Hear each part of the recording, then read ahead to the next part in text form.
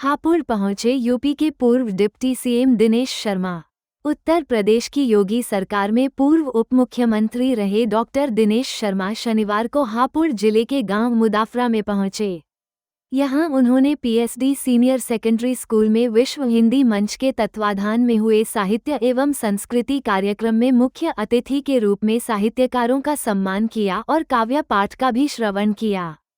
इस दौरान मीडिया से रूबरू होते हुए उन्होंने कहा कि आज उत्तर प्रदेश धार्मिक पर्यटन के रूप में अपनी एक नई पहचान बना रहा है। प्रयागराज के ऐतिहासिक महाकुंभ में करोड़ों श्रद्धालु आस्था की डुबकी लगा रहे हैं। इस दौरान उन्होंने कहा कि योगी बाबा को आप बुलडोजर बाबा ही नहीं बल्कि अब अर्थ प्रबंधन बाबा भी कहना चाहिए। उसकी वजह है कि धार्मिक पर्यटन की वजह से उत्तर प्रदेश की आर्थिक स्थिति को सीएम योगी आस्था का सम्मान करते हुए बढ़ा रहे हैं। पूर्व डिप्टी सीएम ने कहा कि श्री राम जन्मभूमि का निर्माण होने के बाद लाखों श्रद्धालु अयोध्या, नैमिषारण्य, चित्रकूट और विंध्यवासिनी धार्मिक स्थानों पर आ रहे हैं। जेवर एयरपोर्ट के चालू होने से उत्तर प्रदेश की 1/3 आय वहां से प्राप्त होनी शुरू हो जाएगी। Defence corridor, Meerut regional metro और नदियों को जोड़ने का जो काम चल रहा है, उससे साफ है कि उत्तर प्रदेश आर्थिक के मामले में भारत का सिरमौर बनने जा रहा। मैं कहूँगा कि जो एक राजनेता तो कह रहे हैं कि भारत स्टेट से उनका मुकाबला है। भगवान उनको सद्बुद्धि दे कि वो भारत से ही मुकाबला करने पड़े। वो मोदी जी से कर लेते, वो योगी जी से कर लेते, बीजेपी से कर लेते। वो कांग्रेस के वो बड़े नेता को मैं समझता हूँ छोटी बात है। और समाजवादी पार्टी के एक नेता तो कुंभ से इतना रुष्ट हैं कि वो उसकी रोज़ संख्या ही गिन रहे हैं। उनको इस बात का कष्ट हो रहा है कि इतने करोड़ों करोड़ लोग कैसे सफलतापूर्वक वहाँ पर एकजुट होकर स्नान कर रहे हैं, क्योंकि वहाँ अगड़ा, पिछड़ा, असोचित, दलित, सवर्ण नहीं है। वह एक ही है, वो है सनातन। सनातन एक हो रहा है।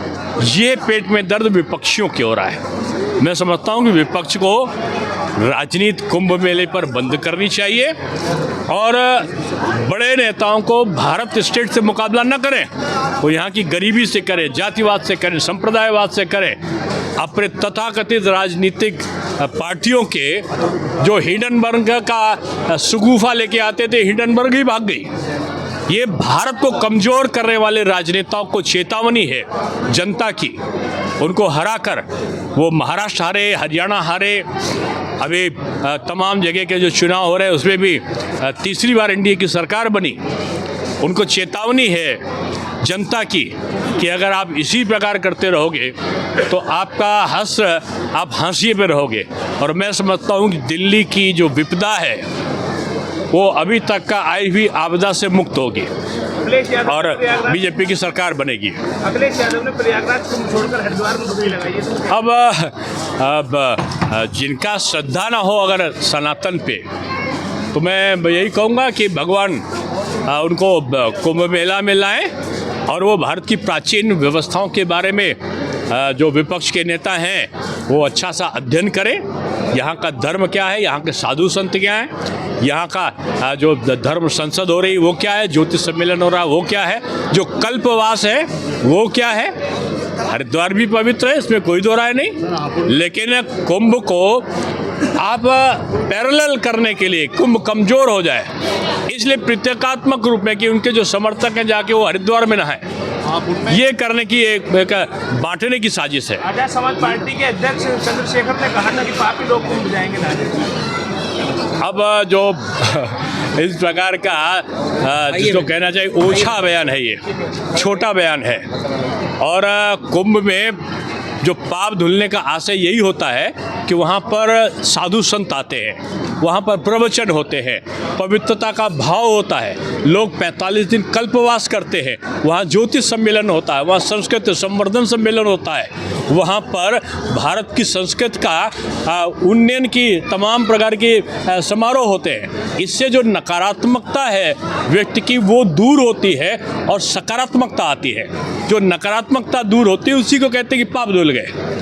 और हिंदू धर्म पे इस प्रकार की बात बोलने वालों को ये समझना चाहिए कि वो दिन लद गए जब वो जातिवाद का जहर बोकर भारतवर्ष में राजनीति कर सकते हैं। जानकारी के अनुसार अब राहुल गांधी और प्रियंका गांधी भी कुंभ जाएंगे।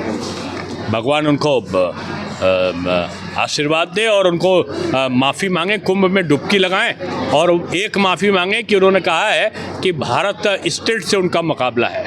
वो कहें कि भारत के स्टेट से मुकाबला नहीं है, वो गरीबी से मुकाबला है, जातिवाद से, सांप्रदायिकता से है और उनकी झूठी वाणी से, उनका अहंकार से उनका मुकाबला है।